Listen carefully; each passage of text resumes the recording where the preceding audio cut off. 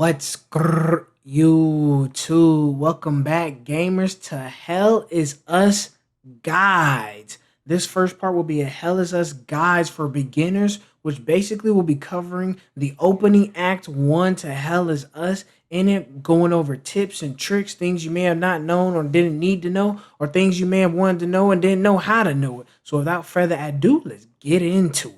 So you're probably wondering, what is Hell is Us? In case you didn't know, Hell is Us is an investigative mystery style action packed game with, here's the kicker, no silver platter handouts. And that meaning is basically there's no kind of guide, mini map, a map in general, people telling you where to go, a line pointing you to the next objective point. You have to basically follow your instincts and go with the flow. Just like right here where we found this new research item on this golden medallion, I just happened to turn around and look around and just hope for the best. And luckily, they put a thing for us to find right here.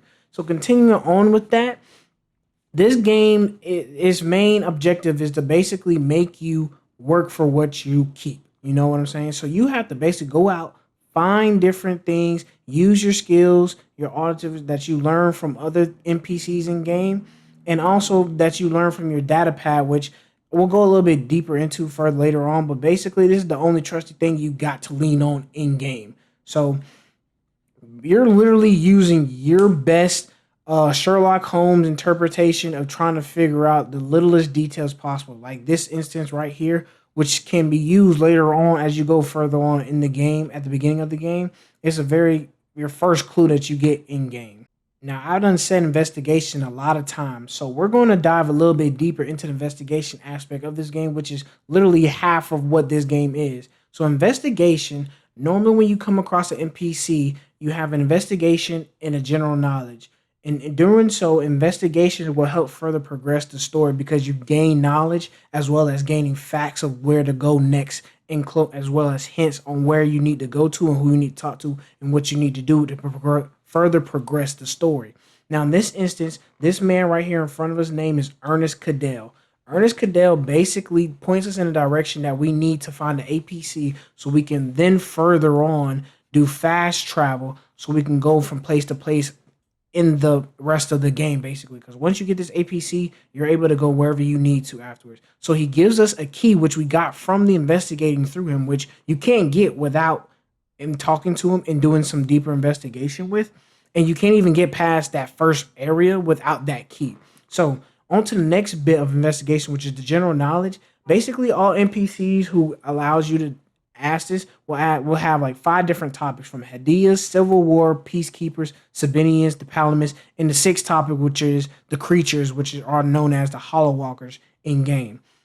And basically, all of the topics are the same thing. They talk about the same things. They're just saying it from their own perspective. So in this case, Ernest Cadell is a Palamist. So we're basically hearing from how his Palamist views inside of things. Where if we talk to Sabinian soldier, they would tell us from their perspective, or civil bystanders who have nothing to do with the war and everything. We hear from their perspectives as well too.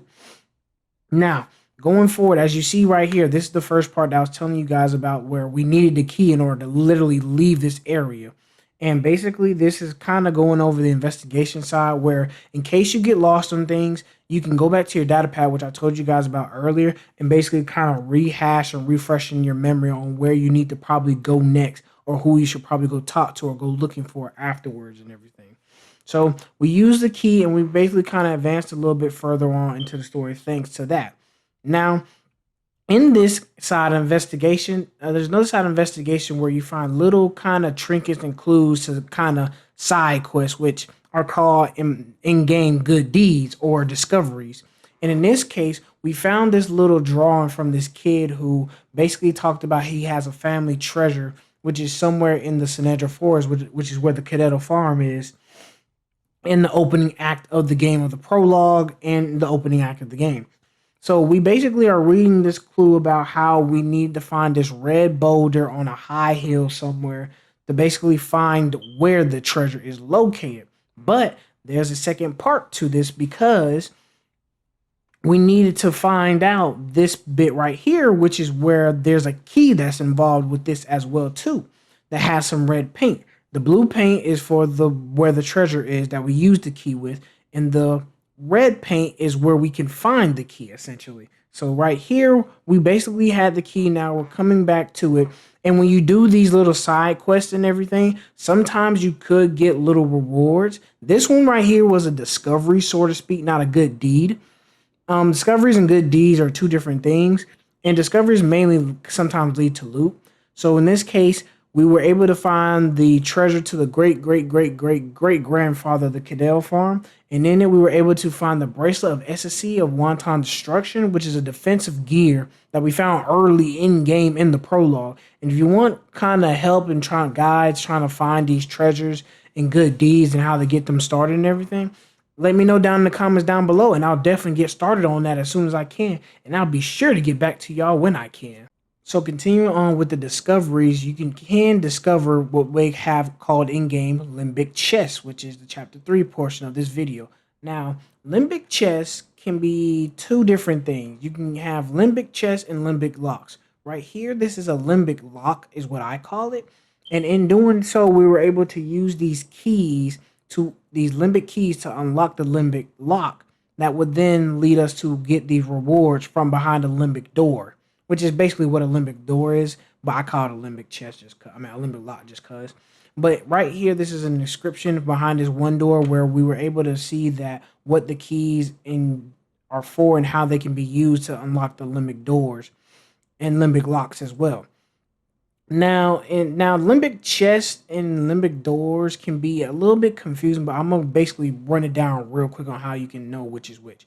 Right here in this portion, you'll see in a little bit, this portion right here and this portion right here is what you need to pay attention to, and corresponding to the key as well, which will tell you which key goes to which lock as well. And in doing so, right here, for instance, we were able to match the corresponding symbols to the right lock as well, and we were able to unlock this chest.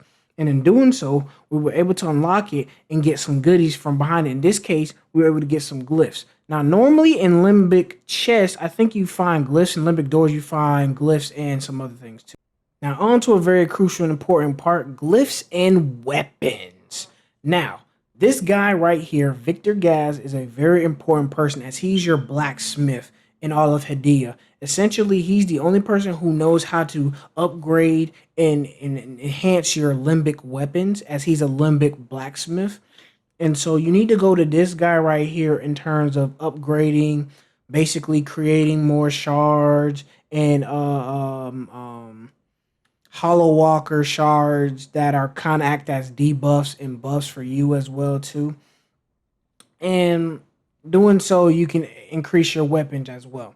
Now, in this case, weapons do level up in game, and when they do, they not only increase their level, but the amount of limbic energy you have, as well as the amount of combo damage you do on each one. So, for instance, right here, the twin axes of rage, which I've already leveled up by one from the blacksmith, we were able to increase the overall leveling and as well as the damage numbers for the combo hits that we can do. Now, the twin axes of rage weren't always twin axes of rage. I upgraded that from the blacksmith to twin axes of rage due to the glyphs that I wanted to put on here, which I'll talk about probably in another video because that can be a bit confusing. But what you need to know is that the blacksmith will increase your weapons because they're capped out at level 4. So he can increase them by like 3 stages from level 4 to level 8 to also level 12.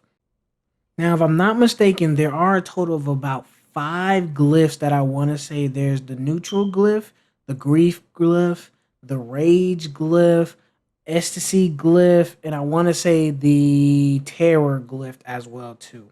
Now, on to combat, everyone's favorite thing we all been waiting on.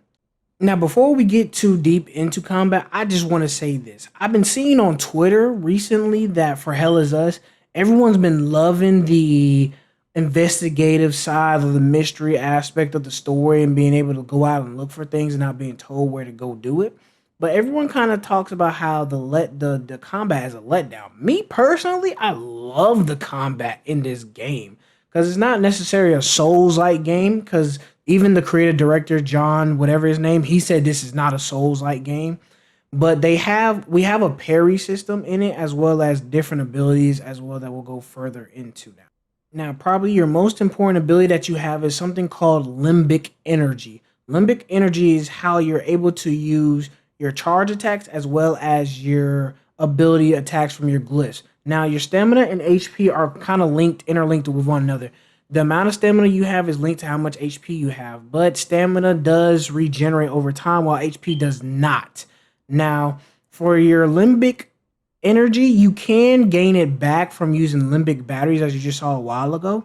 And you can also gain it back from doing damage to hollow walkers in game as well too. Now, for combat, you have three main ways of going about dealing damage to hollow walkers or your enemies or the creatures in game. Your first way is your glyphs that are on your weapons. Your second way is from your drone abilities that you have with your drone alongside you. And your last way is through charge abilities through your limbic energy. Now, for the charge abilities in limbic energies, they're just as stated. They're charge up abilities. That's really just only one is your main way, kind of like your heavy attack, and how you're able to do charges with your limbic energy. Now, that white bar that you're seeing right here is where your limbic energy is and how much it is. And as you see right here in this gameplay, when you can get a full charge of limbic energy, you can do some serious damage. Now, this is on a rank 2 hollow walker, but if you actually saw it on a rank 1 hollow walker, you could actually take it out completely with the axes. Same thing with the sword as well too. Now, next up, you have your glyphs ability attacks that you get from your glyphs that are imbued on your weapons. Now, for glyphs abilities, you have a different range of them. You have abilities that can heal you. You have abilities that do range attacks. You have abilities that do area of effect attacks. You have abilities that do area of effect and range. It's kind of a multitude of things. So as you see right here, I'm using different kind of area of effect attacks as well as like a range attack that's with me doing damage within a certain range. I do extra damage on an enemy, or right here where I can just pull an enemy to me and stagger them while using range, or maybe like this attack right here, which is like an area of effect and range that where I throw my axes. Now, finally, we have our drone abilities. Now, with our drone abilities, all of these attacks are basically done with the drone and us in tandem together, working with the drone and Remy as one unit. So, for instance, right here, you'll see a couple clips where this first clip right here is our charge attack, where our drone will boost us forward, doing significant damage to the hollow walker. Again, this is a rank 2 hollow walker, so they're a little bit tougher, but those rank 1 hollow walkers literally stand no chance. Now, this right here is like a Hurricane Rata Tornado Twister 360 3000 that with these axes right here are really kind of overpowered. And I really like to use this ability a lot with crowd control when I kind of get swarmed with a lot of hollow walkers. It definitely does great wonders and does a lot of damage in that sense. And right here is our death from above ability, which I just gotten recently, where when timed perfectly, you can really evade an enemy's attack, which I kind of did right here at the perfect moment. And I was able to do damage from a significant amount of damage from above on a rank 2 hollow walker, no less. And he gets slightly stunned as well from what I've seen. I don't know if that's actually in the description or not, but that's just from what I've seen when I play. They kind of get stunned a bit after we do the death from above. Conclusion: Hell is Us is a trying yet rewarding and amazing combat mystery investigative game where you may need to do the main story quest lines first just to get those out of the way, because if you don't, you'll kind of get caught up in all of the other side quests and other things that is to do in this open world game. While that is good, it's better to get the main quest out of the way first, then go back and reap the rewards of the side quests and the other content that the game has to offer. Now, that's all I got for y'all today, gamers. I hope y'all liked the video. Let me know down in the comments down below what you guys liked most and what was your best tip that you got from it. I am thinking about doing an intermediate and a expert level guide, but I don't know how to do the expert level guide, but I'll figure it out when I get there. But until next time, gamers, we outta here.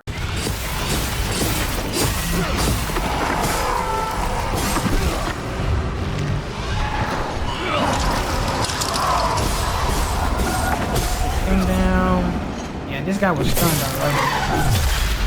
Oh my goodness, I ain't seen that one before. That was so, looks like we have something we need to interact with. Huh. We did all this work to get to this point. Wait, is this where this go?